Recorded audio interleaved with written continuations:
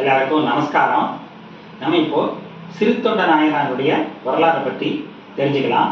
அவருடைய குரு பூஜை நேற்றுக்கு முடிந்தது. சிறுத்தொண்ட நாயனார் பல்லவ அரசனிடம் சேனாதிபதியாக இருந்தார். அவருடைய இயற்பெயர் பரஞ்சோதி. அவர் வடநாடு வரைக்கும் சென்று பல வெற்றிகளை கொண்டு பல்லவனுக்கு கொடுத்தபோது பல்லவனுக்கு ரொம்ப மகிழ்ச்சி ஆகிடுது.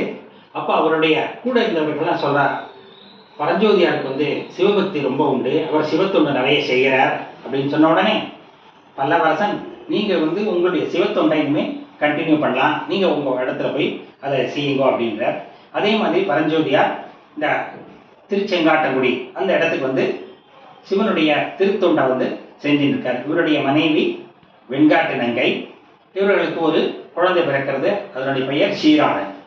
இவர் தினமும் ஒரு சிவனடியார்கள் யாராக இருந்தாலும் அவரை கூப்பிட்டு அவங்க வீட்டில் உணவு படைக்கிறது இவருடைய வழக்கமாக கொண்டிருக்கிறார். இப்படி தினமும் அவர் செஞ்சுட்டு இருக்கும்போது ஒரு நாளைக்கு யாருமே கிடைக்கல.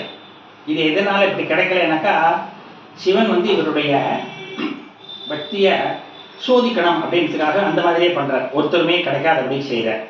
அப்புறம் என்ன பண்ணுறார், சிவன் ஒரு உருத்திராபதியார் அப்படின்னாக்கா அந்த அகோரிகள்லாம் சொல்வா இல்லையா, அந்த மாதிரி ஒருத்தர் வெறும் கரியெல்லாம் சாப்பிட்ற ஒரு இதுவாக வர உருத்திராபதியார்ன்றவர் வர. அவர் தலை ஜடாமுடியெல்லாம் வச்சுட்டு நிறைய விபூதியெல்லாம் இட்டுண்டு உடம்பெல்லாம் விபூதி பூசிண்டு செங்காவை அணிந்து கொண்டு வருகிறார். இவரோட வீட்டு வாசல் நின்றுட்டு தினமும் சிவனுடைய அடியார்களுக்கெல்லாம் உணவு படைக்கின்ற சிறுத்தொண்ட நாயனார் வீடு இதுவா அப்படின்னு கேட்டுன்னு வர்றார். அப்போ அவருடைய மனைவி ஆமா வாங்க வாங்க, உங்களுக்காக தான் என்னுடைய கணவர் தேட போயிருக்கார், ஒரு சிவனடியாரையும் கிடைக்கலன்னு சொல்லிட்டு, அதனால் நீங்கள் கண்டிப்பாக வாங்க, உட்கார்ந்து உள்ளங்க. அப்போ அவர் சொல்கிறார், பெண்கள் மட்டும் தனியாக இருக்கிற வீட்டுக்குள்ளே நான் வரமாட்டேன், நான் அந்த ஆத்திமரம் இருக்கேங்க இந்த இதனுடைய கடைசியில், அங்கே உட்காந்துருப்பேன், உங்கள் கணவர் வந்த உடனே சொல்லி அனுப்புங்க, நாங்கள் உங்கள் வீட்டில் உணவு அருந்துறேன் அப்படின்ற. சரின்னு சொல்கிறாங்க வெண்காட்டு நங்கை.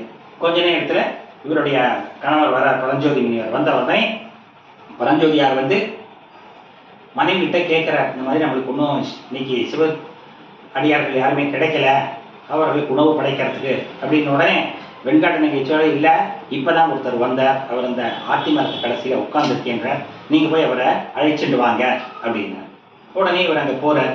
அந்த இடத்துல இவர் உட்கார்ந்துருக்கார் உருத்திராபதியார். உடனே இவர் கேட்குறார், ரொம்ப எனக்கு சந்தோஷமாக இருக்குது, ஒரு சிவனடியார் எனக்கு இன்றைக்கு உணவருந்துவதற்கு என்னுடைய வீட்டுக்கு வர்றதுக்கு ரொம்ப மகிழ்ச்சியாக இருக்கிறது, நீங்கள் வரணும் அப்படின்னார். அப்போது அவர் என்ன சொல்கிறார், சிவனடியார் உருவில் இருக்கிற சிவன், நான் நரப்பசு கறி தான் சாப்பிடுவேன், அது உங்களால் முடியுமா, அதுவும் ஒரு வீட்டுக்கு தலைச்சனாக இருக்கணும், அதற்கப்புறம் அவருடைய தந்தை அவரை வெட்டணும், தாய் அவருடைய தலையை பிடித்து கொண்டு இருக்கணும், அவர்கள் எந்த விதமான முக சுழிப்பும் இல்லாமல் செய்து தருவாங்களா, அப்படிப்பட்ட ஒருத்தர் தான் நான் சாப்பிடுவேன் அப்படின்றார். உடனே இவர் என்ன சொல்றார், பரஞ்சோதியார், அப்படியே சாகலாம், நீங்கள் நினைச்சா நிச்சயப்படி அது மாதிரி நடக்கலாம் அப்படின்னு சொல்லிட்டு நான் உணவு தயாரிக்க போகிறேன், நீங்கள் வாங்க அப்படின்னு சொல்கிறார்.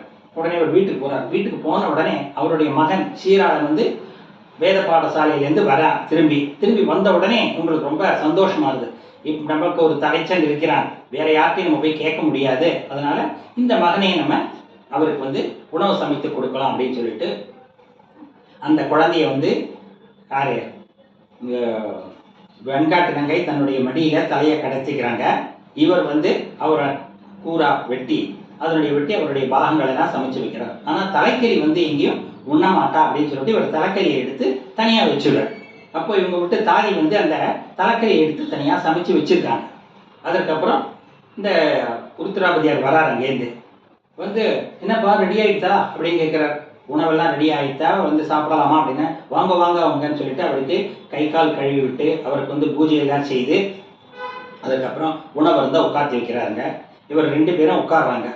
அப்போது இவங்க வெண்காட்டு நங்கை பரிமாறுறாங்க. பரிமாறும் பொழுது இவர் என்ன சொல்கிறார், உருத்திராபதியார், எங்கப்பா உங்களுடைய மகனை காணுமே, மகன் ஒருத்தர் இல்லாத நான் இந்த வீட்டை சாப்பிட முடியாதே, நீங்கள் மகனை கூப்பிடுங்க அப்படின்றார். இவர் எல்லாத்தையும் இவரெல்லாம் வைக்கிறாங்க. எல்லா கறியெல்லாம் வச்ச உடனே தலைக்கறி எங்கே காணுமே அப்படின்னு கேட்குறாரு. உடனே அந்த வீட்டு தாதி நான் படைச்சு வச்சிருக்கேன், நீங்கள் அதை வந்து சமைச்சு வச்சிருக்கேன் உங்களுக்கான்னு சொல்லிட்டு தலைக்கறியை கொண்டு வந்து வச்சுறாரு. வச்ச உடனே இவர் திருப்பி கேட்குறார், எங்க உங்களுடைய மகன் சீராளனை கூப்பிடுங்க, இங்கே வரவே இல்லையே, அவன் இல்லாத நான் எப்படி இங்கே உணவு இருந்த முடியும் அப்படின்றார். உடனே இல்லை அவன் இப்பொழுது உதவான் அப்படின்னு சொல்றார் பரஞ்சோதி.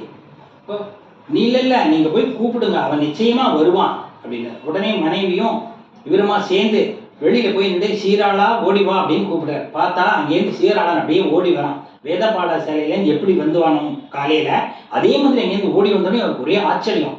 நம்ம இப்போதானே நம்மளுடைய மகனை வந்து அறிந்து அவருக்கு வந்து உணவு சமைச்சு போட்டோம், இப்போ எப்படி நம்மளுடைய மகன் வர அவருக்கு ரொம்ப சந்தோஷமா இருந்தது. உடனே மகனை தழுவி கொண்டு உள்ள கொண்டு வந்து பார்த்தா அங்கே சிவனடியாரையே காணும், அவர் சமைச்சு வச்ச உணவு எதுவுமே காணும். ரெண்டு பேருக்கும் அப்படியே ஆச்சரியமா இருக்குது. என்னது இது, சிவன் தான் நம்மளுக்கு வந்து இந்த மாதிரி அருள் புரிஞ்சிருக்காரு நினச்சிட்டு வெளியில வந்து பார்க்குறா. ரிஷபாரூடரா அங்கே காட்சி தரார்.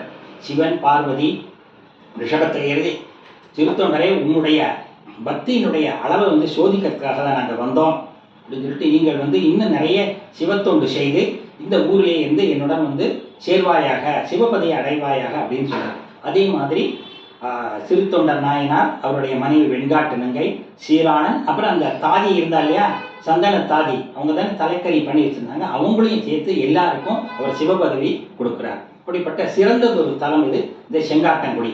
அவருடைய சிலை, அவருடைய மனைவி, அவருடைய மகன், அந்த தாதி, இவங்க 4 பேருடைய உருவமும் அந்த கோவிலே இருக்கு.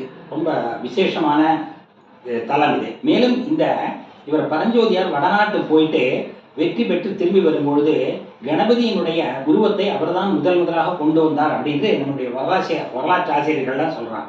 இந்த கோவிலில் வந்து கணபதியினுடைய உருவம் பதிச்சிருக்கு இருக்கு, பிரதிஷ்டை பண்ணியிருக்காங்க. அதை தவிர விநாயகர் வந்து இங்கே சிவனை பூதிச்சதால் இந்த ஊருக்கு பேர் வந்து கணபதீஸ்வரம், செங்காட்டங்குடி அப்படின்னு 2 பேர் இருக்கு. இந்த ஊர் வந்து கும்பகோணத்திலேருந்து ஒரு 25-30 கிலோமீட்டர் தொலைவில் இருக்கு. எல்லாரும் அங்கே சென்று அவரை தரிசித்து சிவனுடைய அருளை பெறுமாறு கேட்டுக்கொள்கிறேன். நன்றி, வணக்கம். நம பார்வதி பதையே, அரகர மகாதேவா. தென்னாடுடைய சிவனே போற்றி, எந்நாட்டவர்க்கும் இறைவா போற்றி.